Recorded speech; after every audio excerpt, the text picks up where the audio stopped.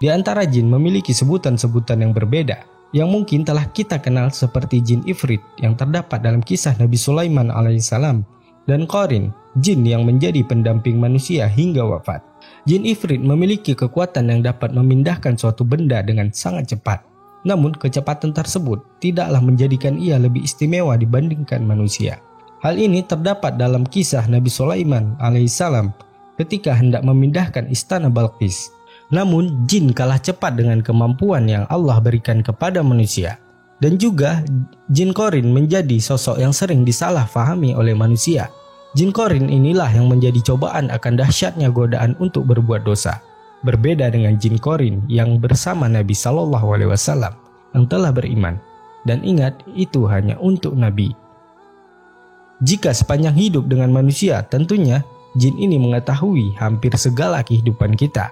Oleh karena itu, jin ini kerap membohongi manusia dengan menjelma menjadi fulan, dan orang yang melihatnya seakan-akan mempercayai fulan gentayangan. Padahal Allah telah menjelaskan bahwa ruh orang yang sudah wafat tidak akan bisa lagi turun ke dunia. Allah Subhanahu wa Ta'ala berfirman, "Demikianlah keadaan orang-orang kafir itu hingga apabila datang kematian kepada seseorang dari mereka. Dia berkata, 'Ya Tuhanku, kembalikanlah aku ke dunia agar aku berbuat amal yang saleh terhadap yang telah aku tinggalkan.' Sekali-kali tidak, sesungguhnya itu hanya perkataan yang diucapkannya saja, dan di hadapan mereka ada dinding sampai hari mereka dibangkitkan." Al-Quran Surat Al-Mu'minun ayat 99-100. Berdasarkan ayat di atas, maka ruh orang yang sudah meninggal dunia tetap berada di dalam kubur sampai datangnya hari kiamat. Lalu, bagaimana mungkin di sana ada dukun yang mengklaim mampu mendatangkan arwah-arwah tersebut, padahal mereka berada di genggaman Allah Ta'ala di alam barzakh. Oleh karena itu, kita harus mewaspadai meskipun di antara keluarga mengalami kesurupan dan mengaku-ngaku sebagai ruh keluarga kita, maka pastilah itu jin yang sedang berdusta. Maka disarankan untuk tidak bercakap-cakap dan disarankan oleh para ulama agar membaca ayat kursi. Syekh Umar Sulaiman Al-Ashqar berkata, yang paling baik digunakan untuk melawan jin yang masuk ke dalam tubuh manusia adalah zikrullah atau zikir kepada Allah dan bacaan Al-Quran, dan yang paling besar dari itu adalah bacaan ayat kursi. Karena sesungguhnya orang yang membacanya akan selalu dijaga oleh penjaga dari Allah dan tidak akan didekati oleh syaitan sampai subuh, sebagaimana telah sahih hadis tentang itu.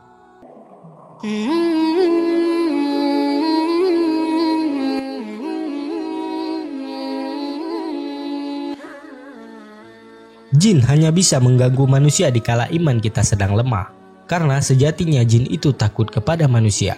Oleh karena itu, kita dianjurkan oleh Nabi SAW agar selalu berzikir dan berdoa kepada Allah, mengharap pertolongan Rabb yang Maha Perkasa, dikala sendiri maupun bepergian. Nabi SAW bersabda, barang siapa yang singgah di suatu tempat, lantas ia mengucapkan, A'udzu bi kalimatillahi tammat min syarri ma khalaq. Aku berlindung dengan kalimat-kalimat Allah yang sempurna dari kejahatan makhluk yang diciptakannya. Maka tidak ada sama sekali yang dapat memudaratkannya sampai ia berpindah dari tempat tersebut. Hadis riwayat Muslim nomor 2708. Perlu kita ketahui, manusia adalah ciptaan Allah yang lebih tinggi derajatnya dari bangsa jin. Pertanyaan ini hanya bisa dijawab oleh peristiwa yang telah terjadi.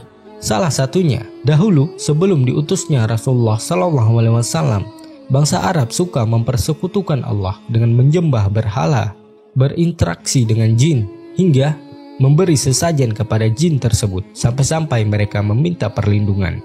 Allah berfirman, dan bahwasannya ada beberapa orang laki-laki di antara mereka meminta perlindungan kepada beberapa laki-laki di antara jin. Maka jin-jin itu menambah bagi mereka dosa dan kesalahan. Al-Quran Surat Al-Jin ayat 6. Hal inilah yang membesarkan prioritas jin terhadap manusia. Padahal sejatinya jin tersebut takut kepada manusia. Salah satu dari kerusakan jin terhadap manusia ialah mereka meruntuhkan keyakinan kita terhadap Rabb semesta alam sebagai tempat berlindung. Apakah manusia dapat melihat jin? Maka jawabannya adalah bisa. Namun bukan dalam bentuk aslinya. namun dalam bentuk menyerupakan hewan seperti ular, kalajengking, dan manusia. Dan hal tersebut dapat dilihat oleh manusia dengan mata telanjang, bukan satu atau dua orang. Hal ini pun sudah dijelaskan oleh Rasulullah SAW saat Abu Hurairah pernah menangkap seorang pencuri di Baitul Mal. Lalu sahabat itu pun mengikat orang tersebut, lalu dilepaskannya. Hal ini terjadi 3 kali. Lalu pencuri tersebut mengajarkan doa kepada Abu Hurairah. Sesampai di hadapan Rasulullah SAW, Abu Hurairah menceritakan apa yang ia alami dan doa yang diberi. Lalu Rasulullah SAW bersabda, "Adapun dikala itu ia berkata benar, namun sejatinya ia adalah pendusta." Lalu Rasulullah SAW berkata bahwa yang ditangkap oleh sahabat mulia tersebut adalah syaitan. Inilah salah satu bentuk penyamaran bangsa jin, baik di dalam bentuk manusia ataupun hewan. Akan tetapi, jika melihat bentuk aslinya bukanlah prioritas kita, baik kita manusia normal maupun manusia kelebihan normal, seperti para dukun dan paranormal. Allah Subhanahu wa Ta'ala berfirman, "Sesungguhnya ia dan pengikut-pengikutnya melihat kamu dari suatu tempat yang kamu tidak bisa melihat mereka." Al-Quran Surat Al-A'raf ayat 27. Dari ayat di atas, Al-Imam Syafi'i rahimahullah mengambil kesimpulan, orang-orang adil yang menyangka dirinya mampu melihat wujud asli jin, maka persaksiannya kami batalkan, kecuali kalau dia seorang nabi, dalam kitab Tabaqat Asy-Syafi'iyah Al-Kubra.